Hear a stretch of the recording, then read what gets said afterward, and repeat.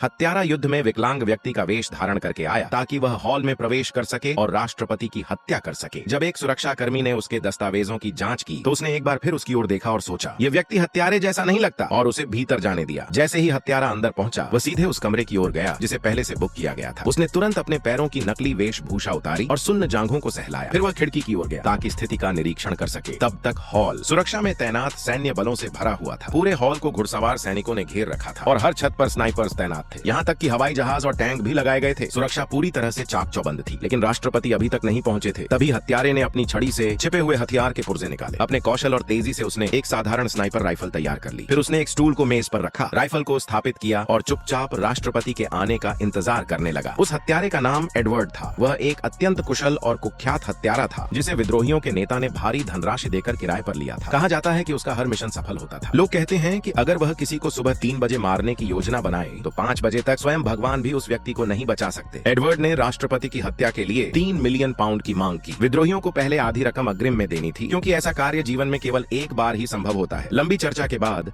विद्रोही नेता ने भारी मन से उसकी शर्तें स्वीकार कर ली। अगले दिन एडवर्ड ने योजना पर काम शुरू कर दिया। सबसे पहले वह कब्रिस्तान गया और ऐसा मृत व्यक्ति खोजा जिसकी शक्ल उससे मिलती जुलती थी। फिर उसने स्वयं को उस मृतक का रिश्तेदार बताया और उसके पहचान संबंधी दस्तावेज प्राप्त कर लिए। उनका उपयोग करके उसने फर्जी पहचान पत्र, पासपोर्ट और अन्य आवश्यक दस्तावेज तैयार किए। फिर वह अपने पुराने मित्र एक मैकेनिक के पास गया और उससे एक हल्की लेकिन अत्यंत शक्तिशाली स्नाइपर राइफल बनाने को कहा जो ले जाने में आसान हो और जिसमें साइलेंसर लगा हो। उस राइफल की मारक दूरी कम से कम 500 फीट होनी चाहिए थी। कुछ ही दिनों में उसके दोस्त ने वह राइफल तैयार कर दी। वह बंदूक न केवल हल्की और पोर्टेबल थी, बल्कि उसे जोड़ना और इस्तेमाल करना भी बहुत आसान था। यहाँ तक कि ट्रिगर दबाने पर कोई झटका तक महसूस नहीं होता था। एडवर्ड उस राइफल से बहुत प्रसन्न हुआ और उसकी मारक क्षमता की जांच करने को उत्सुक था। वह अपनी कार लेकर शहर से बाहर एक सुनसान इलाके में गया। वहाँ उसने एक तरबूज पर निशान बनाए और उसे 600 मीटर दूर एक पेड़ पर टांग दिया।